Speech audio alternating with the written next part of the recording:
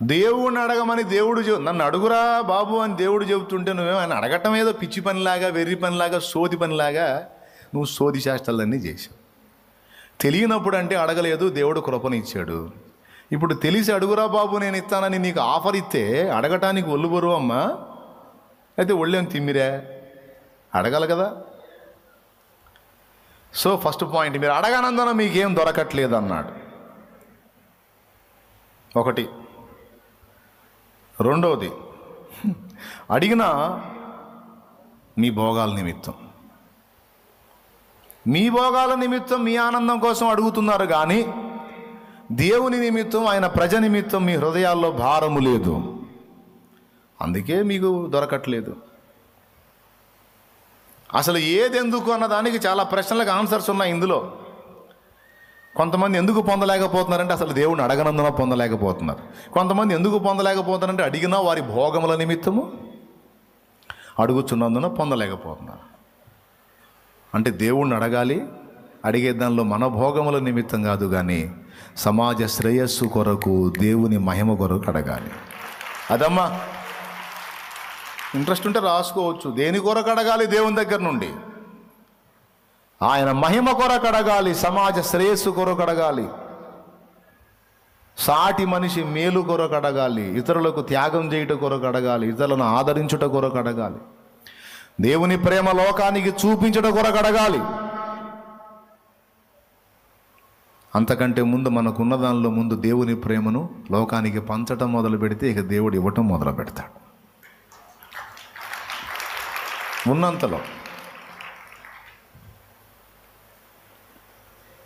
అంతే. నీకు ఒక బస్తా బియ్యం ఉన్నాయా, 25 కేజీల బస్తా, నీ ఇంటి పక్కన మూడో ఇంటి వాళ్ళకి ఫుడ్ లేదు. ఆయన ఏం పేషెంట్ అయి బెడ్ మీద ఉన్నాడు, ఆమె ఆయనకి పరిచర్య చేయాల్సి వచ్చింది, పిల్లలేమో చిన్న పిల్లలు, ఆయన తిరిగి చాకిరి చేసుకొచ్చేవాడేమో బెడ్ మీద పడిపోయాడు. ఇప్పుడు ఆయనకు ఒక మనిషి సేవ చేయాల్సి వచ్చింది, ఆ ఉన్న భార్య పనికి వెళ్ళాతి కాకుండా ఆమె చేయాల్సి వచ్చింది. పిల్లలకి లేదు, వాళ్ళకి లేదు. నీకు తెలిసింది ఈ మాట. ఒక క్రైస్తవుడుగా నీ హృదయం ఎలా స్పందించాలో తెలుసా? న్యాయంగా, ఒక న్యాయంగా నిజంగా నువ్వు దేవుని మనస్సు కలిగిన వాడివైతే, మంచి మనస్సాక్షి కలిగిన దానివైతే తప్పకుండా నువ్వు వెళ్తావు, అడుగుతావు. వాళ్ళ అన్యులే కావచ్చు. చేసేవాడేం పడిపోయాడు, నువ్వేమో ఆయనకి సేవ చేస్తున్నావు, అన్నీ ఇది చేస్తున్నావు, ఎత్తిపోస్తున్నావు. పసిబిడ్డలు మరి మీకు అన్నానికి ఎట్లా? ఏ రోజుకి ఆ రోజు చాకిరి చేసుకొని బతికే వాళ్ళకి ఎట్లా చేస్తున్నారు అంటే ఏడుస్తారు వాళ్ళు. వదినా లేదు, పిల్లలకి అన్నం లేదు వదినా, నిన్న సాయంత్రం పూట ఎవరో తీసుకొచ్చి ఇస్తే తిన్నారు, నిన్న సాయంత్రం నుంచి లేదు. ఏడుస్తారు, పట్టుకొని హత్తుకొని ఏడుస్తారు. అడిగితే అడగటం కూడా కాదు, ఆలోచించి నీకున్న బ్యాగ్లో సగం తీసుకెళ్ళి, లేకపోతే కనీసం పావు తీసుకెళ్ళి, కనీసం 25 కేజీల్లో 10 కేజీలు తీసుకెళ్ళి వండుకోండి. నీకున్న కూరగాయల్లో కొంత తీసుకెళ్ళి ఇదిగో వండుకోండి. లేకపోతే లేదా, వండుకునే పొజిషన్ కూడా లేదా, అవసరమైతే నేనే వండి తీసుకొచ్చి పెడతాను, ఏం ప్రాబ్లం లేదు. అన్నయ్య కొంచెం రికవర్ అయిందాక నేను పెడతాను, తినండి. నీకు ఒకటి చెప్తా, గుర్తుపెట్టుకో. ఎప్పుడైతే ఇలా సాటి మనుషులను గురించి ఆలోచించి దైవిక ప్రేమ పట్టెడన్నం, వారి బాధ నెరిగి వారికి ఇంత ఆదరణ, నా తండ్రి సంతోషపడతాడు. అక్కడ నా తండ్రి సంతోషపడతాడు. బా, ఏ మనసురా తల్లి నీకు. ఆ బిడ్డకి ఇరుప్రక్కల చాలామంది మనుషుల కుటుంబాలు ఉన్నాయి కానీ ఎవ్వడూ పట్టించుకోలే. కానీ నువ్వు వాళ్ళలాగా మృగానివి కాదు కమ్మా, నువ్వు నా బిడ్డవి. నువ్వు వాళ్ళలాగా మృగానివి కాదు కదా నా కుమారుడా, నువ్వు నా బిడ్డవిరా. నువ్వు ఎట్లా తిని ప్రశాంతంగా ఉండగలవురా? సాటోడు బాధలో ఉంటే ఉండలేవు. నా మనసు నీదే, అందుకే తీసుకెళ్ళి చేశాను.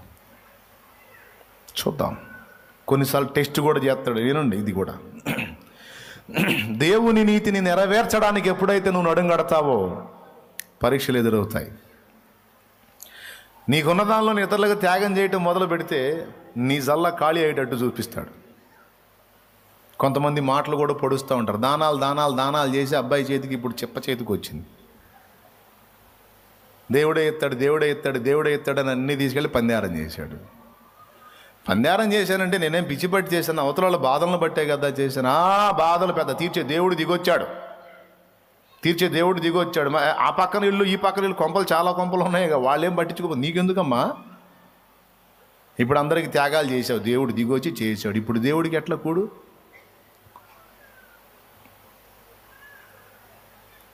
అప్పుడు ఆ పరిశోధనలో, ఆ పోరాటంలో ఏమనిపించింది తెలుసు కొంతమందికి? ఇంకెవడికి చేయకూడదు అనిపించింది. కానీ మేలిమి బంగారం లాంటి క్రైస్తవుడు ఏమంటాడో తెలుసా?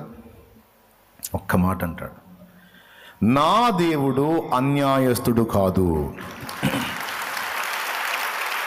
ఒకటే మాట, నా దేవుడు అన్యాయస్తుడు కాదు. నన్ను పరీక్షా నాళికలో పెట్టాడంతే. దేవా, నాకంతా ఖాళీ అయిపోయిందని నేను అనుకుంటావేమో. నాకు మళ్ళీ ఇస్తే మళ్ళీ పెడతా. నేను ఆగేది లేదు. ఈ జానడు పొట్ట గురించి చింత లేదయ్యా నాకు. నా సమాజంలో వ్యక్తులు హీన స్థితిలో ఉంటే నేను చూడలేను. ఆ మనస్సును వ్యక్తం చేస్తే ఆయన అన్యాయస్తుడు కాదు. పరిశోధన కంప్లీట్ అయినాక ఆయన పిడికిలి విప్పి ఇస్తే నువ్వు ఎక్కడ దాచాలో కూడా తెలియనంత ఇస్తాడు ఆయన.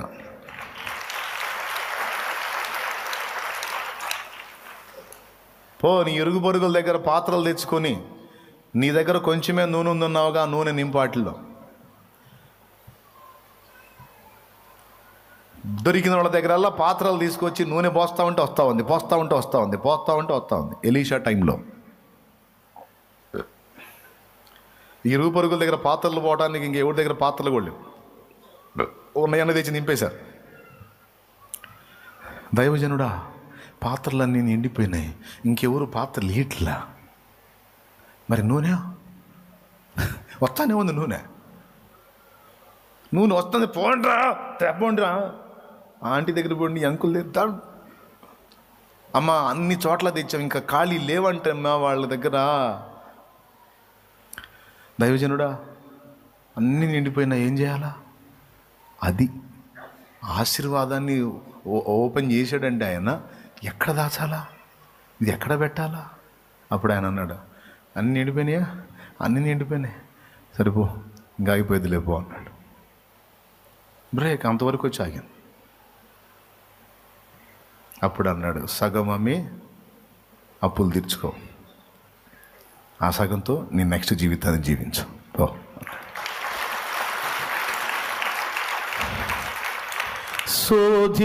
శోధించబడిన మీదట నేను సువర్ణమై మారెదను.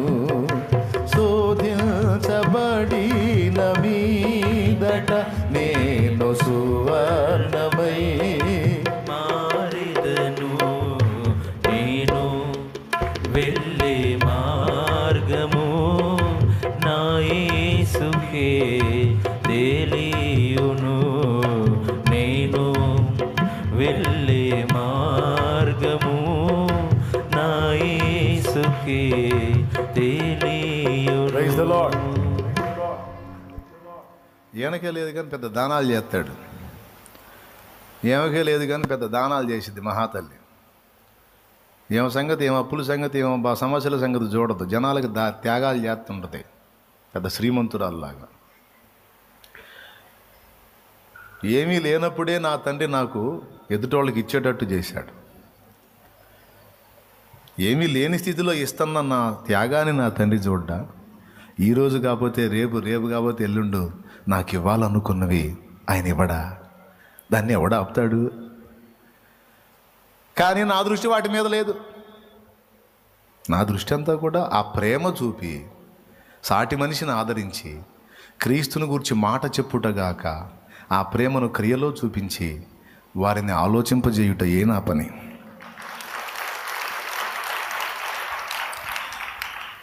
దేవుడు తప్పకుండా దయచేస్తాడు సోదరా.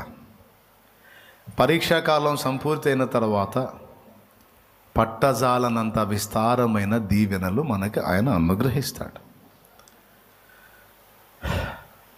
ఆత్మను రక్షించడానికి ప్రాణం పెట్టినోడు శరీరానికి కావాల్సిన ఈడ. గుర్తుపెట్టుకో, నీ సంతానాన్ని కూడా దీవిస్తాడు ఆయన. నీ సంతానాన్ని ఆశీర్వదిస్తాడు. నీకు పుట్టిన వారిని నేను ఆశీర్వదించునన్న వాగ్దానం నెరవేరుస్తాడు. నీ సంతతి మీద నా ఆత్మను కుమ్మరింతును అంటాడు.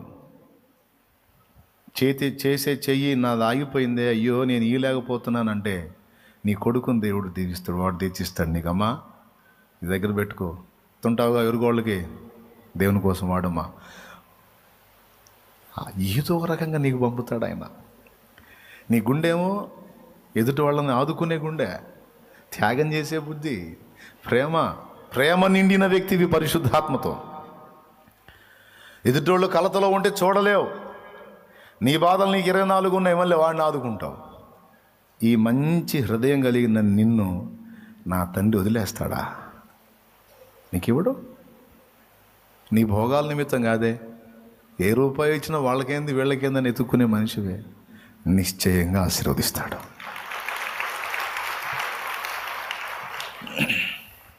మీరు అడిగినాను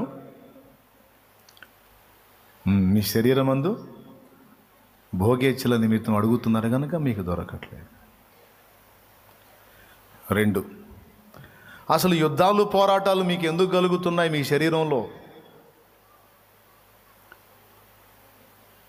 ఇప్పటిదాకా ఏం చెప్పాను? దేవుణ్ణి అడగనందున మీకు దొరకట్లేదు అన్నాను. తర్వాత అడిగినను భోగాల నిమిత్తం మీ స్వార్థం కోసం అడుగుతున్నారు కనుక దేవుడు సంతృప్తిగా ఇవ్వలేకపోతా ఉన్నాడు. అది కాదు, దేవుని మహిమ కొరకు, ఆయన రాజ్య విస్తరణ కొరకు, దీనులు అభాగ్యులైన వారికి సహాయం కొరకు న్యాయంగా దేవుణ్ణి అడుగు. నువ్వు అడిగిన దానికంటే, ఊహించిన దానికంటే అత్యధికంగా నీకు వచ్చింది. ఎలా అని నన్ను అడగొద్దు. నువ్వు అడిగిన దానిలో న్యాయం ఉంటే, నువ్వు అడిగిన దానిలో దైవిక ప్రేమ ఉంటే, నువ్వు అడిగిన దానిలో నిస్వార్థం ఉంటే ఎందుకు ఇవ్వడు? వెంటనే శాంక్షన్ చేస్తాడు. ఈ లోపు ముందు నీలో దేవుని ప్రేమ చూడాలి. ఉన్నంతలో, నీకు ఉన్నంతలో ఆ త్యాగబుద్ధి గుర్తించాలి. ఎంతమందికి అర్థమైంది? పక్కన పెడదాం. ఇక యుద్ధాలు పోరాటాలు ఎందుకు కలుగుతున్నాయి అన్న ప్రశ్నకి సమాధానం వినండి. మీ అవయవములలో పోరాడు మీ భోగేచ్ఛల నుండియే కదా అన్నాడు. యుద్ధాలు పోరాటాలట అంటే అది కూడా చెప్తా వినండి. కొంతమంది ఇక లేచిన దగ్గర నుంచి యుద్ధ రంగంలో పరిగెత్తినట్టే పోరాడుతూ ఉంటారు. ప్రశాంతత ఉండదు, మనశ్శాంతి ఉండదు. దేవుని బిడ్డలే, మళ్ళీ దేవుని బిడ్డలే. ఇక డైలీ కుటుంబంలో యుద్ధమే, పోరాటాలే. ఆనందం ఉండదు, సంతోషం ఉండదు, ఆదరణ ఉండదు, ప్రశాంతత ఉండదు. వాళ్ళకేముండదు, పిల్లలకు కూడా ఉండదు. మళ్ళీ ఆదివారం రాగానే తెల్ల బట్టలు వేసుకుని, అబ్బాయి నీళ్ళు పోసుకుంటారా, పోదాం చర్చికి పోదాం. 6 రోజులు కొట్టుకుంటూనే ఉంటారు. ఈ తంతంత అన్యజనులది. కానీ అన్యజనుల మధ్యలో ఉన్నందున ఆ ఎఫెక్ట్ వీళ్ళ మీద పడింది. వాళ్ళ అవయవాల్లో పోరాడేటువంటి ఆ భోగేచ్ఛల నిమిత్తం వాళ్ళు దన్నుకు చస్తే అదే తంతు వీళ్ళు కూడా.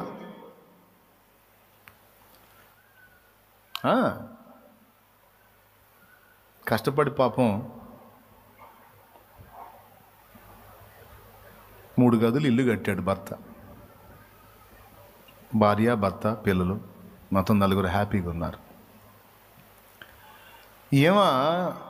ఏమో తోటి ఆమె భర్త 2 స్టేర్లు కట్టడం చూసింది. ఎగ్జాంపుల్ కోసం చెప్తున్నా. చూసిన కాడ నుంచి ఆ ఇల్లు చూసింది, ఆ హంగు ఆర్భాటం చూసింది, ఏమో హోబడింది మైండ్లో. అన్ని జనులు తంతు చెప్తున్నా. ఇక పాపం భర్త ఆఫీస్కో, ఆ వ్యాపారానికో, ఆ పనికో పోయి వచ్చేటప్పటికి మొహం మామిడి చెక్కలాగా పెట్టుకొని కూర్చుంటుంది. మాడిపోయిన పెసరట్లాగా పెట్టుకొని కూర్చుంటే ఆ మనిషిని చూడగానే వీడికి అర్థమైపోయింది తేడాగా ఉంది వ్యవహారం అని. ఇప్పుడు 3 గదులు ఇల్లు శుభ్రంగా ఉంది, ప్రశాంతంగా ఉంది.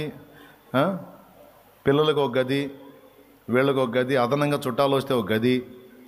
కిచెన్ రూము వాష్ అన్నీ ఓకే, సూపర్, ఇబ్బంది ఏం లేదు. కానీ అవతల 2 స్టేర్లు కట్టింది. కట్టిందన్న చిన్న చూపు చూసింది. నేనేం తక్కువ? అహం శరీరంలో పోరాడినటువంటి భోగేచ్ఛ.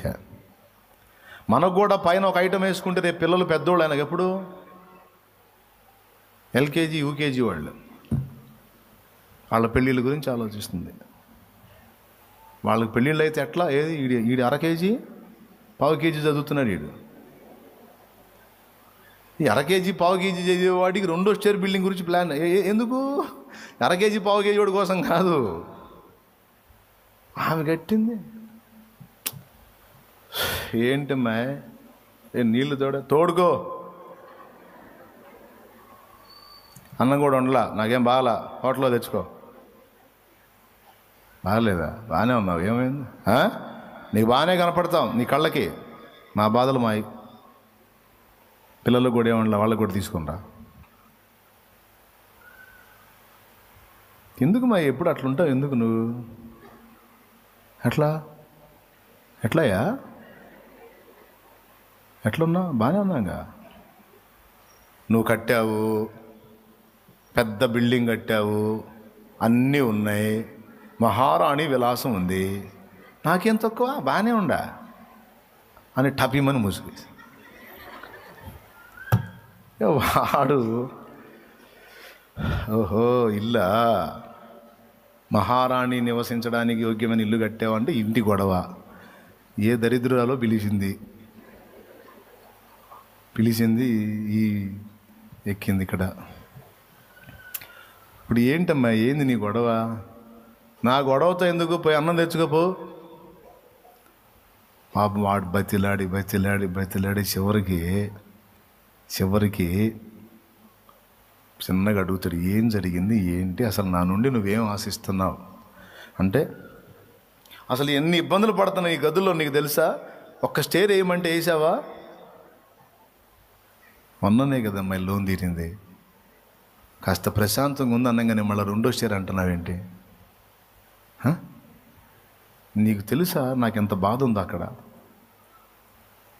మనశ్శాంతి ఉండదు, మేము అర్థం చేసుకో. ఉన్నంతలో మనం మంచం ఉన్నంత వరకు కాళ్ళు ముడుచుకోవాలి, కానీ ఇబ్బంది పెట్టకూడదు. నువ్వు ఆలోచించుకుంటే ఇట్లాంటి నీతి వాక్యాలు మాత్రం సమృద్ధిగా చెబుతావు. నాకు చెప్పవాకు, ఇక్కడ పడేది నేను. ఏం లేదు, అన్నీ బాగానే ఉన్నాయి, బాగున్నాయి కదా అంటే నీకు అంతే ఉంటుంది అంట. నీకు అట్టనే ఉంటుంది, పడేదని నాకు తెలుసు. ఏం పడుతుంది? ఏం లేదు. ఈ దురాశ పక్కన వాళ్ళని చూసి వాళ్ళతో పోల్చుకొని అహానికి పోయి బ్రతిలాడతాడు, పాపం చెబుతాడు. ఏందో మళ్ళీ లోన్ పెట్టాలా, మళ్ళీ అప్పు చేయాలా, తేవాలా, పెట్టాలా, చేయాలా, కట్టాలా. పాపం అప్పటిదాకా కొంచెం జీతం వచ్చింది, ఇప్పుడు మళ్ళీ లోన్ అయిపోయి మళ్ళీ జీతం స్టార్ట్ అయింది మన సమృద్ధిగా. మళ్ళీ పైన స్టేర్ అంటే అదనపు ఖర్చు. క్రింద కట్టిన దానికి 10 లక్షలు అయితే పైన దానికి కనీసం 18 లక్షలు అవుద్ది, డబల్ అవుద్ది. డబల్ స్టేర్ అంటే డబల్ అవుద్ది. ఇప్పుడు ఇంకా జీవితంలో ఇంకా కట్ అయిపోయి అది గట్టలేక ఇంట్లో ఈ ఆహారానికి లేక ఇక స్టార్ట్ అయిద్ది, ఇంట్లో ఫైట్ స్టార్ట్ అయిద్ది. మళ్ళీ మొహం మార్చుకొని కూర్చుంటుంది. ఎందుకు అట్లా మొహం పెడతావు? ఏంది చెప్పి తగలబెట్టా, కట్టాగా, ఏంది? కట్టావు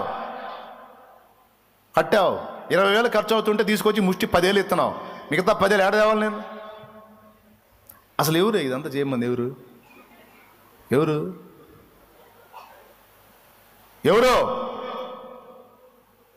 ఎవరంటే నేను చెప్పాను, చేయవా మగవాడు అయినోడి సాధించుకురావాలి వీరుల్లాగా అని మళ్ళీ రెచ్చగొట్టేమాట. ఫ్యామిలీ కొట్లాట, పిల్లలేమో బిక్కుమంటే ఈ 1/2 కేజీ యూకేజీ గాళ్ళు చూస్తూ ఉంటారు. ఇదేందిరా, సింగిల్ స్టేర్లో ఉన్నప్పుడు మా అమ్మ నాన్న బాగానే ఉన్నారు, డబుల్ స్టేర్ కొట్టుకొని వస్తున్నారు. ఏంటండి, యుద్ధం స్టార్ట్ అయింది, ఇక పోరాటం స్టార్ట్ అయింది. శరీరాల్లో ఎప్పుడైతే ఈ భోగేచ్ఛలను కూర్చున్న పోరాటాలు స్టార్ట్ అవుతాయో అవి కుటుంబ జీవనాల్లో కూడా వస్తాయి. వ్యక్తుల మధ్యలోకి వచ్చేస్తాయి. శరీర అవయవాల్లో పోరాడే భోగహత్యలు రియల్గా కూడా యుద్ధాలకు దారితీస్తాయి. దేవునికి స్తోత్రం కలుగునుగాక. హల్లెలూయా. ప్రియులారా, ఏదేది కూడా తేలిగ్గా తీసుకోవద్దు. ఇదంతా అన్యజనుల గొడవ. కానీ క్రీస్తు యేసునందున్న వాళ్ళు ఈ లోకము మనకు యుక్తమైనది కాదని ఎరిగి కూడా వారు సహా వాళ్ళని చూసి వీళ్ళని చూసి ఈ టైపు బెండ్ అయిపోతే ఎంత దరిద్రం అర్రా అని చెబుతున్నాడు ఇక్కడ యాకోబు అన్నది పాయింట్. అసలు నీకు ఏదన్నా యుద్ధం ఉందంటే ఆధ్యాత్మిక సంగ్రామమే తప్ప భౌతిక యుద్ధం లేదు. నీకు శరీర సంబంధమైన యుద్ధం లేదు, అది అన్యజనులకి. నీకు లేదు. నీకుంటే సైతాను దురాత్మలతో యుద్ధం తప్ప శరీరానికి సంబంధించి యుద్ధం లేదు. యుద్ధం ఏందన్నా ఉంది అంటే అది దయ్యాలతో. మరి శరీరానికి అంటే అందులో నీకు ఆనందం ఉంది, ప్రశాంతత ఉంది, చింతలేని జీవితం ఉంది. కానీ నువ్వు సహా దాని విషయంలో గొడవ పడుతున్నావంటే ఒక మెట్టు దిగావని అర్థం. నువ్వు సహా ఈ శరీర సంబంధమైన వాటి విషయంలో వెంపర్లాడి గందరగోళం చేసుకుంటున్నావంటే అన్ని జనులకి నీకు తేడా లేదు అని అర్థం. స్తోత్రం. ఎవరున్నారో దీనోళ్ళు నాకు తెలియదు, పరిశుద్ధాత్మ దేవుడు పలికిస్తున్నాడు, మాట్లాడుతున్నా. ఈ సోదోళ్ళు ఎవరున్నారో నాకు తెలియదు, మిమ్మల్ని మాత్రం కాదు. ఈ టైప్ ఆఫ్ మైండ్ వాళ్ళు ఎవరున్నారో తెలియదు. ఈ టైపు అన్యజనులు మృగాలతో పోల్చాను కదా, ఆ టైపు మృగాలు ఎవరున్నారో నాకు తెలియదు. ఇలా అన్యజనులను చూసి వాళ్ళ వలె మారిపోయే అల్ప విశ్వాసులు, నామకార్థ విశ్వాసులు ఎవరున్నారో నాకు తెలియదు. కానీ మాటలు వాళ్ళకి తగులుతాయని నాకు తెలుసు.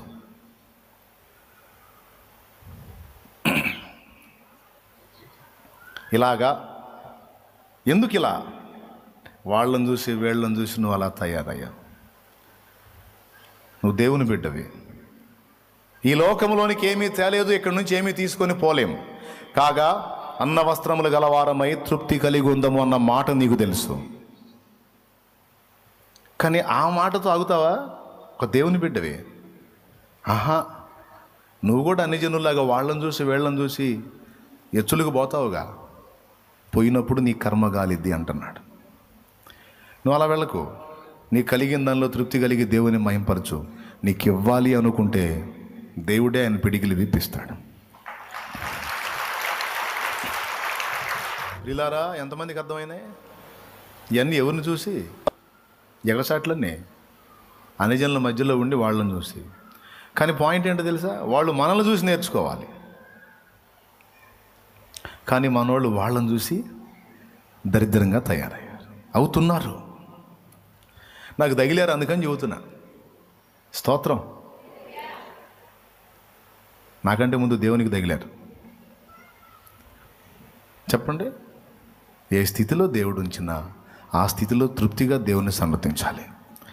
మనల్ని అయితే శాపగ్రస్తులాగా దరిద్రులాగా ఉంచడం దేవుని చిత్తంగా. దేవుడు తప్పకుండా ఆశీర్వదిస్తాడు. ఆ భోగాల కోసం నువ్వేమీ గందరగోళం అవ్వాల్సిన అవసరంలా. నా తండ్రి వాగ్దానాలు ఉన్నాయి, నిన్ను తలగా ఉంచుతా కానీ తోగ్గా ఉంచను అన్నాడు. ఒకడికి ఇచ్చేటట్టు ఉంచుతాను, ఒకడికి దేవుడు ఇచ్చేటట్టు నేను ఉంచనని చెప్పేశాడు. ఇవాళ కాకపోతే రేపు, రేపు కాకపోతే 10 రోజులు, 10 రోజులు కాకపోతే 10 నెలలు. ఆయన ఆడికి పోతాడు, మనమే ఆడికి పోతాం. ఓపికతో ఆయన కొరకు కాసుకుంటాం. ఇచ్చినాడు ఇస్తాడు, ఇచ్చినాడు. ఎగతాళి చేసిన వాళ్ళందరూ నవ్వినోళ్ళంతా నీ ముందు తలను వంచేరు ఇక ముందు. నవ్వినోళ్ళంతా నీ ముందు తలను వంచేరు ఇక ముందు. ఉందిలే దీవెనా ఎందుక వేదన పొందిన యాతన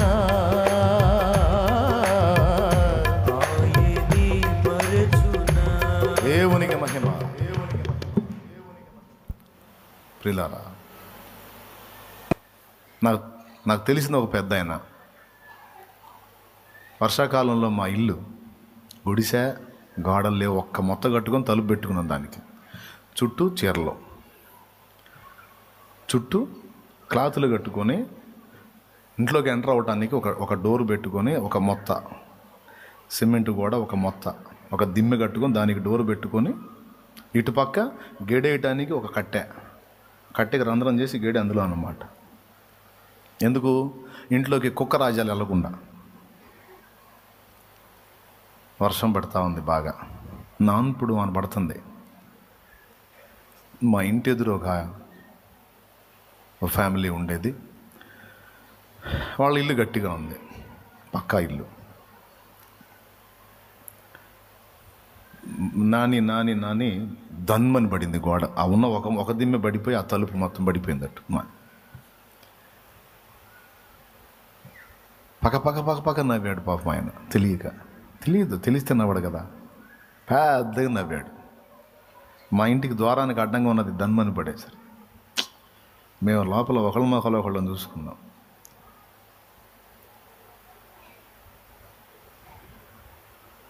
ఏం చేయాలా? నాకెళ్ళి చూశారు మా ఫ్యామిలీ. ఇది పడింది, అక్కడ నవ్వారు, ఆయన చూశాడు. Don't worry.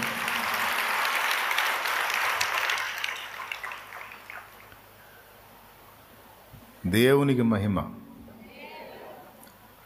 2 నేమ్స్ మీద గవర్నమెంట్ పక్కా ఇల్లు కట్టించే ఇచ్చాడు చూడప్పుడు ఆఫరు. ఆ మధ్యలో 10-12 ఏళ్ళ క్రితం వచ్చినాయి. 2 శాంక్షన్ అయినాయి. దన్ అయిపోయింది ఇల్లు. గుడిసె కాస్త బిల్డింగ్ అయింది.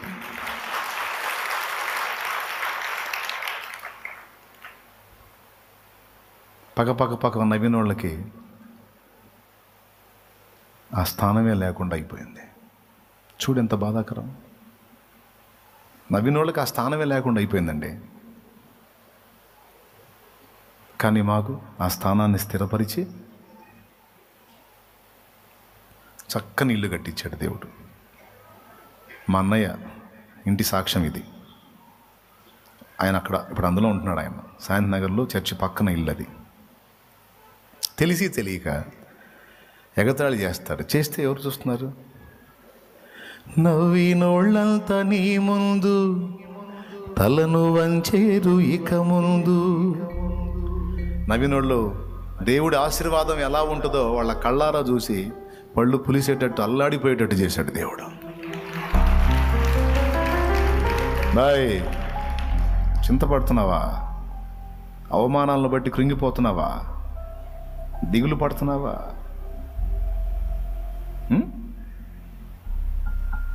రోషంగల్ల దేవుడు లేడు నీకు? లేడా? రోషంగల్ల దేవుడు లేడు నీకు? నేను దేవుడు లేనుడివా? దాని గురించి కృంగిపోయి దాని గురించి నిరాశపడి ఆ అవమానాలను బట్టి గందరగోళం అయిపోతావా? గుర్తుపెట్టుకో, ఈరోజు అవన్నీ ఫేస్ చేస్తున్నా, చెయ్యి, పర్వాలేదు, చెయ్యి. ఒకరోజు ఉంది, ఆయన నిన్ను ఎలా స్థిరపరుస్తాడో, ఏ విధంగా ఆశీర్వదిస్తాడో, ఎలా హెచ్చిస్తాడో, నీ సంతతి మీద కూడా తన ఆశీర్వాదాన్ని ఎలా కుమ్మరిస్తాడో నువ్వు కాదు, నిన్ను చూసి నవ్వినోళ్ళు, నవ్వుదాం అనుకున్నోళ్ళు కళ్ళారా చూసేటట్టు చేస్తాడు దేవుడు. అది ఈ దెబ్బతో పోతాడు అనుకున్నారు, వీడు అడ్రస్ లేకుండా, వీడు పని అయిపోయింది, ఇంక వీడు చేతికి రాడు అనుకున్నావు. ఎట్లా తిరుగుతున్నాడు రా వీడు? మళ్ళీ ఎట్లా తిరుగుతున్నాడు? మొత్తం కొలాప్స్ అయిపోయాడు కదా వీడు. లేదే, ఛాన్స్ లేదు. వీడు మళ్ళీ లేవటానికి, వీడు బతికి బట్టగట్టి తిరగటానికి ఛాన్స్ లేదే. ఎట్లా తిరుగుతున్నాడు? ఏసయ్య పట్టుకున్నాడు రా వాని చెయ్యి. ఏసయ్య పట్టుకున్నాడు రా ఆమె చెయ్యి. ఆయన ఎట్లా వదులుతాడు? ఇది అసలు ఉండటానికే ఛాన్స్ లేదు అనుకున్నాడు. ఏ టైపులో ఉంటాడో చూద్దుగా నాకు. అస్సలు మనం వాటి గురించి ఆలోచించాల్సిన అవసరం లేదు. అన్న ఇవన్నీ చెప్పి మరి ముందు ఎత్తిన విషయం చెప్పలేదని డౌట్ ఉంటుంది మీకు. వాళ్ళందరూ ఏమో చింత పడొద్దు అంటే ఈయన చింత పడండి అన్నాడు కదా.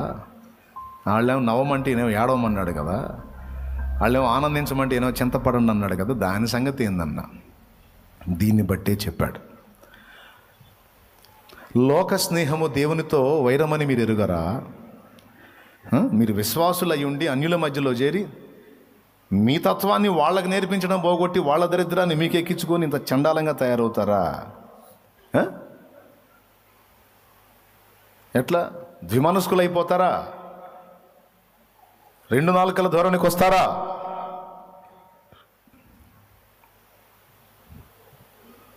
మీ నవ్వుని ఏడ్పుకి మార్చుకోండి అన్నాడు. ఏ నవ్వు? ఏ నవ్వు అండి? లోకంలో రెండు రకాల నవ్వు ఉంటుంది.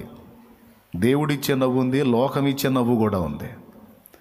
లోక స్నేహానికి అలవాటు పడ్డాడు లోకం ఇచ్చే నవ్వును ఆనందిస్తూ ఉంటాడు. అది అది అది ఆపి నువ్వు దేవుని ముందుకు వచ్చి ఏడురా, అప్పుడు దేవుడు నీ నోటి నిండా నిజమైన నవ్వునిస్తాడు. కొట్టు, అది విషయం.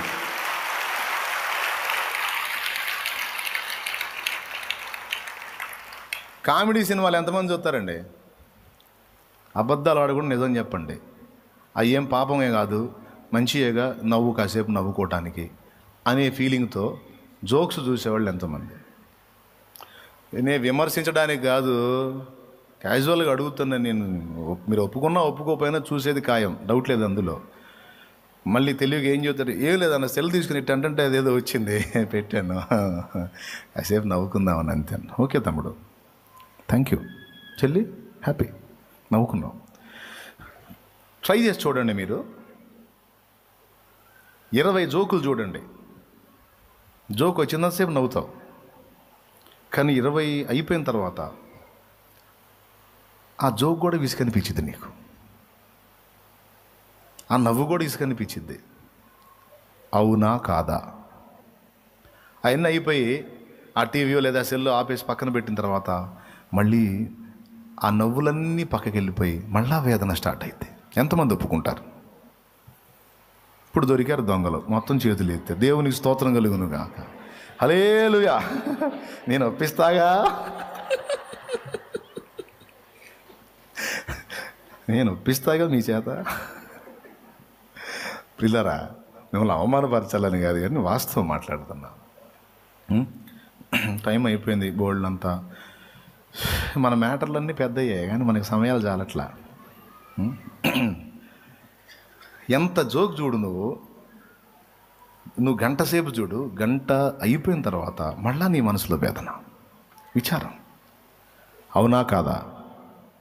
ఆవరించిద్ది శూన్యం. మళ్ళీ జోక్ అనిపించిద్దా? ఎందుకు ఆ ముఖం అట్లా పెట్టుకున్నా? ఏమన్నా జోక్ చూడండి, ఇప్పుడు దాకా అవి చూసేట్టు కూర్చున్నా. ఎస్, అది లోకం ఇచ్చే నవ్వు. అంతసేటు కామెడీ చేసినోడు వాడు కూడా పోయి ఎడుతూ కూర్చుంటాడు. అంతసేటు కామెడీ చేసినోడు వాడి ఫీజు సరిగా రాలేదని వాడు కూడా ఎడుతూ కూర్చుంటాడు. వాడికి అంత ఇచ్చారు, వీడికి ఇంత ఇచ్చారు, నేను కూడా కష్టపడ్డా కదా సార్, నేను కూడా యాక్షన్ చేశాను కదా సార్, నాకెందుకు సార్ అమౌంట్ తగ్గించారు సార్, నువ్వు కొత్తగా వస్తున్నావు, వాళ్ళు ఆల్రెడీ సీనియర్లు. ఏం సీనియర్లు సార్, అల్లాడిచ్చారు నన్ను, ఎందువల్ల వాడు ఏడుచుకుంటూ పోతాడు. అంతసేపు నవ్వినోళ్ళు అయిపోయిన తర్వాత ఇల్లుడితో కూర్చుంటారు. లోకం ఇచ్చే నవ్వు ఒక మాయ. అది అంత తాత్కాలికం అంటే భ్రమ. అందుకే నీకు నిజమైన నవ్వు కావాలా? నీ నోటి నిండా ప్రభువు ఇచ్చే నవ్వు కావాలా? అట్లయితే రా, ఆ లోకపు నవ్వుని ఏడుపుగా మార్చుకొని కన్నీళ్లతో ప్రభు పాదాల దగ్గరికి రా. ఆయన ఎక్కువ కృపనిచ్చును. అహంకారులు ఆయనను సమీపించరు. అహంకారులు గర్వపోతులు ఆయన సమీపించరు. దీన మనస్కులు ఆయన కాళ్ళు వెతుక్కుంటారు. ఆయన పాదాల దగ్గరికి కన్నీళ్లతో వస్తారు. Praise the Lord. వాళ్ళకు కృపనిస్తాడు. అపవాదిని ఎదిరించండి, దానికంటే ముందు దేవునికి లోబడండి. కానీ మీరేమయ్యారు? లోకానికి లోబడ్డారు. లోకానికి దాసులై సాతానా పో అంటున్నారు. వాడు అన్నాడు, ఊరిక మన ఫ్రెండ్స్ అంటున్నాడు. దేవునికి లోబడండి, సైతానికి లోబట్ట మానేయండి.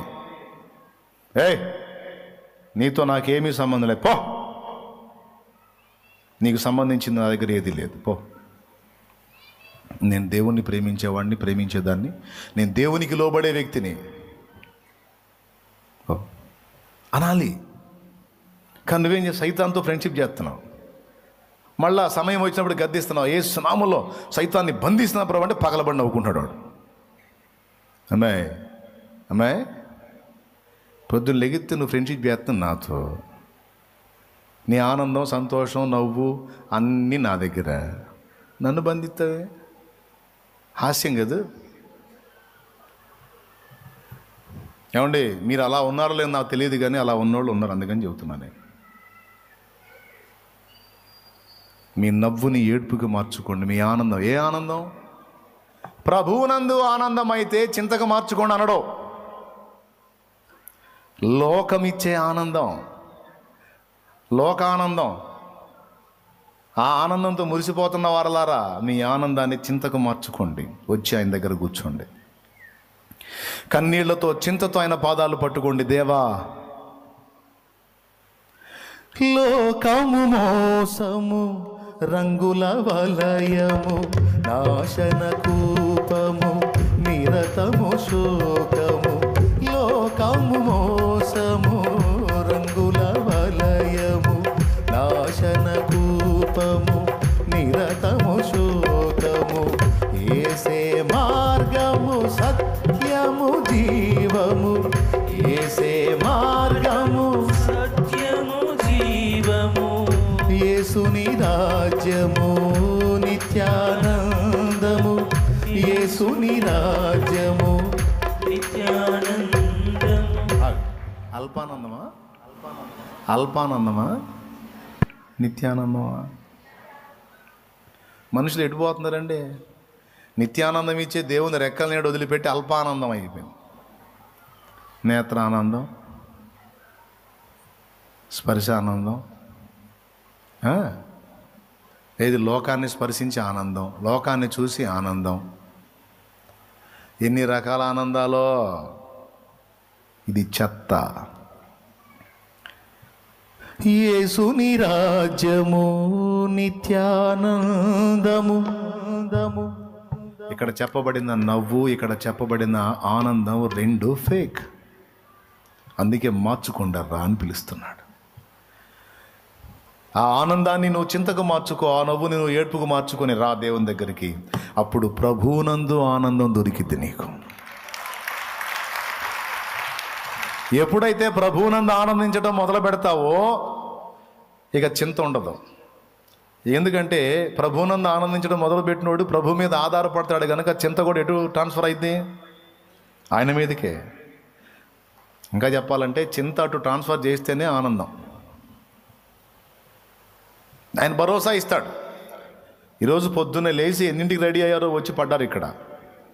దేవుని మాటలు నీకు ఆదరణనిస్తాయి, నీ హృదయంలో నీకు తెలియని ఆనందాన్ని పులకింతనిస్తాయి, పరవశాన్ని ఇస్తాయి, ఒక రకమైనటువంటి విడుదల, ప్రసన్నతను అనుభవిస్తావు ఆయన సన్నిధిలో. ఇది లోకంలో దొరుకుతుందా నీకు? సినిమాలకు పోయేటప్పుడు జుట్లు బీక్కొని టికెట్లు తెచ్చుకొని ఆడోళ్ళు చీరలు దించుకొని జాకెట్లు గందరగోళం చేసుకొని, ఒక్కొక్క ఆమె బుకింగ్లో పోయిందంటే జుట్టు గందరగోళం చేసుకొని, ఎట్లంటే యుద్ధ రంగంలోంచి వీరన్నారు వచ్చినట్టు వచ్చి టికెట్లు సగం జినిగిన టికెట్లు తీసుకొని. నా చిన్నప్పుడు అండి ఇంతసేటు ఫైటింగ్ బయట, అసలు సినిమాలో ఫైటింగ్ లేవు కానీ బయట బుకింగ్ దగ్గర అవుతాయి పెద్ద పెద్ద ఫైటింగ్లు. అవునా? ఇటుపక్క అటుపక్క లైన్ కట్టడానికి క్యూ, వాడు ఐరన్ రాడ్స్ పెడితే ఒక రాడ్ల మీద ఎక్కిపోతుంటాడు ఆడికి. ఇన్ని బాధలు పడి హాల్లోకి పోతారా? పోయేటప్పుడు ఎంత ఖుషి అంటే టిక్కెట్లు తీసుకునేవాడు చించిందా కూడా ఆగరు. మొదలైందా, స్టార్ట్ అయిందని. నా చిన్నప్పుడు ఎన్ని తంతులు చూస్తూ ఉండేవాడిని నేను. ఏందిరా ఈ తపన? అంత ఆత్రంగా లోపలికి పోయి అది అయిపోయి బయటికి వచ్చేటప్పుడు ఒక్కడి మొహంలో కూడా ఆనందం ఉండదు. అవునా? మనం తాగం కానీ వస్త్రాల వాసన చూసుకుంటే చుట్టకంపు. ఎందుకు? ఆ లోపల కూర్చొని ఏ మూలో ఒకడు వదులుతుంటాడు చిక్కటి పొగ, మన వస్త్రాలన్నిటికీ నింపి పడేసేది సెంటులాగా. ఆ పొగ దెబ్బకి తాగేవాడికేమో ఆనందం, పీల్చేవాడికేమో మామూలు హింస కాదు. సినిమా టెన్షను, వీడి చుట్ట పొగ కంపు మొత్తం మీద బయటకు వచ్చి టీ కొట్టి దేవులాడుకుంటారు. ఏంటంటే తలకాయ నొప్పిరా, ఇంతసేపు జుట్టు లాగి బట్టలు దించుకొని గందరగోళం అయిపోయినా మీ ఇంటి బయటకు వచ్చేటప్పుడు ఘోరంగా వచ్చింది. లోకం ఇచ్చే ఆనందం, లోకం ఇచ్చే మనశ్శాంతి, లోకం ఇచ్చే సంతోషం ఇలానే ఉంటుంది. కానీ దేవుని మందిరానికి వచ్చినప్పుడు అట్ట బయటం చూశారు మీరు ఎప్పుడన్నా? కన్నీళ్లతో, వేదనతో, దుఃఖంతో, బాధతో, ఆక్రందనతో, ఆవేదనతో వచ్చినటువంటి వాళ్ళు సంతోషంతో, సమాధానంతో, ఆదరణతో, పరవశంతో, పులకింతతో దేవుని స్తుతితో వెళ్ళటం మీరు చూస్తారు. హల్లెలూయా. అంతేనా? లేకపోతే కూటం అయిపోయింది ఏందో అని సినిమాల నుంచి వచ్చినట్టు ఉంటుంది ముఖాలు. వచ్చేటప్పుడు కన్నీళ్లతో వచ్చేవాడు దేవుని వాక్కు తగలగానే సంతోషంతో వెళ్తాడు.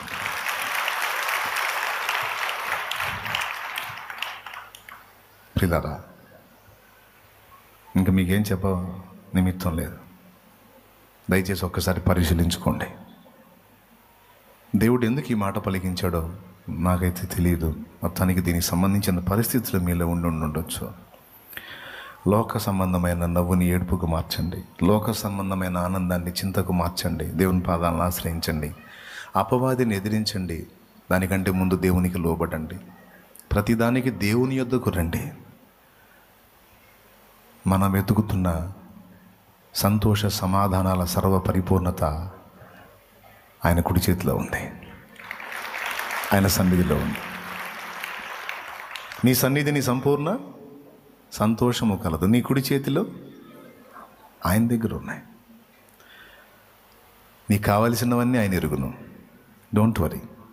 ఫైనల్గా ఒకటే, లోకస్తుని చూసి చెడిపోవద్దని చెబుతుందండి. లే పైకి లేంగిలే, ఎందుకు ఈ గొడవ?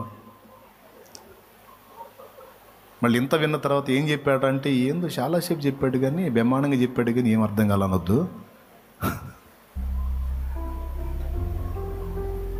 చెప్పాల, ఇంటికి వెళ్ళినా కూడా చెప్పాలి. ఏం చెప్పాడంటే, లోకస్తులు ఎలాగ చాట్ల పాలవుతారో, మృగాలాగా ఎలా కొట్టుకు చేస్తారో, ఎలా ఆలోచిస్తారో, వేటి కోసం వెంపర్లాడతారో వాటినన్నిటిని వర్ణించి చెప్పాడన్న. అలా మీరుండొద్దు. దేవుణ్ణి అడిగినా కూడా మీ భోగాల నిమిత్తం కాక సమాజ శ్రేయస్సు కొరకు, సాటి మనిషి క్షేమం కోసం, దేవుని మహిమ కోసం అడుగు.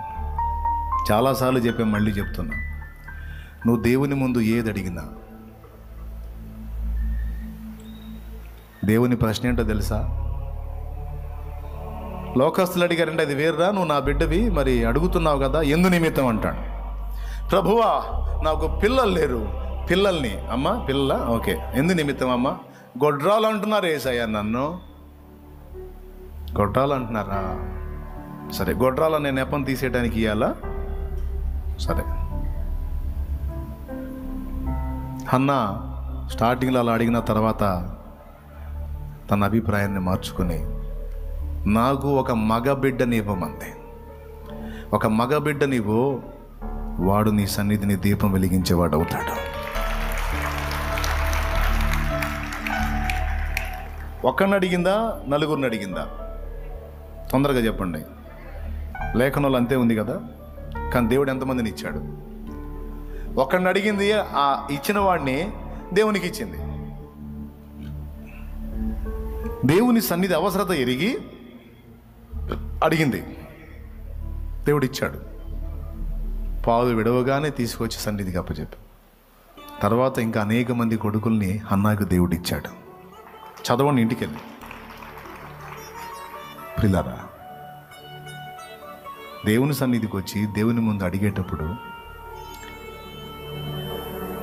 నీ భోగముల నిమిత్తమో, నీ సమస్యల నిమిత్తమో గాక, నువ్వు అడిగే ప్రతిదీ దేవునికి ఎలా ఉపయోగపడిద్దో అడుగు. సమాజ శ్రేయస్సు కొరకు ఎలా ఉపయోగపడిద్దో అడుగు. అప్పుడు నీ ప్రార్థన విలువైంది, నీ ఆలోచనలు సబబైనాయి.